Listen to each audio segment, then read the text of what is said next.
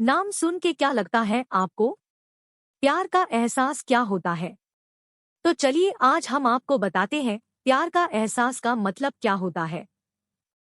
ये कहानी एक रईस परिवार की लड़की जिसका नाम राधिका है और दूसरी और एक मध्यम परिवार का लड़का जिसका नाम अमन है। दोनों एक दूसरे से बहुत अलग है, लेकिन क्या उन्हें एक दूसरे से प्यार हो पाएगा? चलिए जान लीजिए आप खुद ही। राधिका बचपन से एक आलीशान घर, गाड़ी और रहन-सहन में पली बड़ी है। वहीं अमन बचपन से अपने परिवार को संघर्ष करता देख बड़े होते होते उससे अपने जिम्मेदारी का एहसास होने लगा।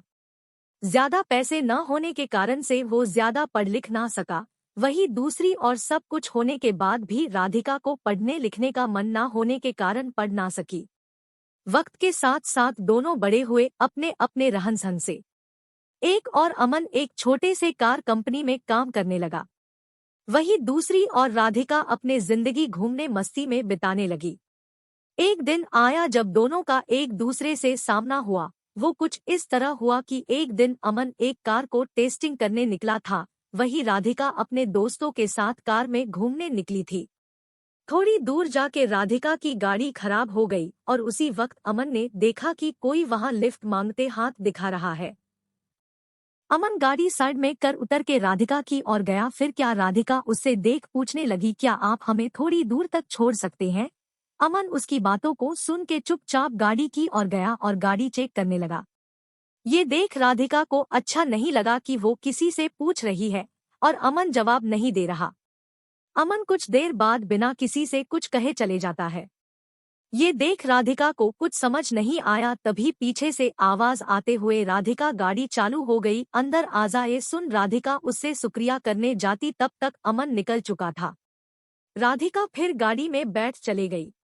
एक दिन आया जब राधिका का जन्मदिन था। वो हर साल की तरह अपने परिवार के साथ मंदिर गई। वहां उसने अमन को फिर से देखा। वो देखते ही उसके पास गई उससे उस दिन के लिए शुक्रिया कहने।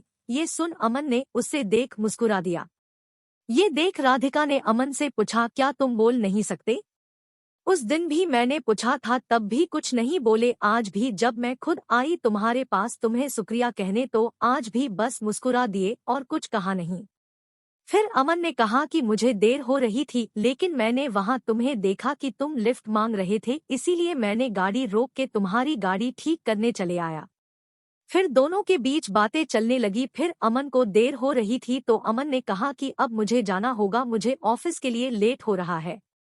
जाने जाते अमन ने उससे दोस्ती की हाथ बढ़ाया, कहा कि क्या हम दोस्त बन सकते हैं? ये सुन राधिका ने कहा, मुझसे दोस्ती? मैं हर किसी से दोस्ती नहीं करती। ये सुन अमन ने हंसते हुए कहा, चलो ठीक है, कोई नहीं, वक्त बताएगा कि दोस्ती करते हो या नहीं आप। ये बोल के वो चल दिया और वहां राधिका भी अपने घर की ओर निकल पड़ी। कुछ दिनों बाद राधिका और अमन एक मॉल में मिलते हैं। अमन देख राधिका से पूछा, तुम यहाँ कैसे? राधिका देखते हुए, बस यूं ही घूमने के लिए आई हूँ, तुम्हारा आज ऑफिस नहीं है जो यहाँ आए हुए हो?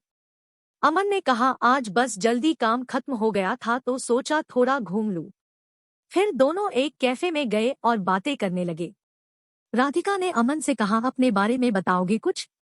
अमन हंसते हुए कहने लगा, मैं क्या बताऊं अपने बारे में, मेरा तो बस एक सादा जिंदगी है जहां रोज सुबह ऑफिस जाता हूं और शाम को घर जाके घर का कुछ काम कर लेता हूं, बस फिर खा के सो जाना, फिर वही सुबह फिर से। फिर अमन ने पूछा, आप क्या करते हो? ये सुन राधिका हंसने लगी और कहा, मुझे कुछ करने की जरूरत ही नहीं पड़ती, सब बिना कुछ किए ही मिल जाता है, तो क्यों करूंगी मैं कुछ? फिर अमन ने कहा, अच्छा है, फिर तो हम बहुत अलग हुए। ये सुन राधिका ने कहा, हाँ अलग तो हुए हम, फिर भी तुम्हारे साथ बैठी हूँ यहाँ।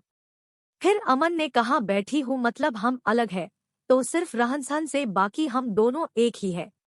अगर तुम दिल से किसी के बारे में सोचोगे तो तुम्हें कोई अलग नजर नहीं आएगा। नेक्स्ट पार्ट देखने के लिए हमारे चैनल को सब्सक्राइब करें और नेक्स्ट पार्ट का लिंक इस वीडियो के डिस्क्रिप्शन में है, वहां जाकर देख सकते हैं।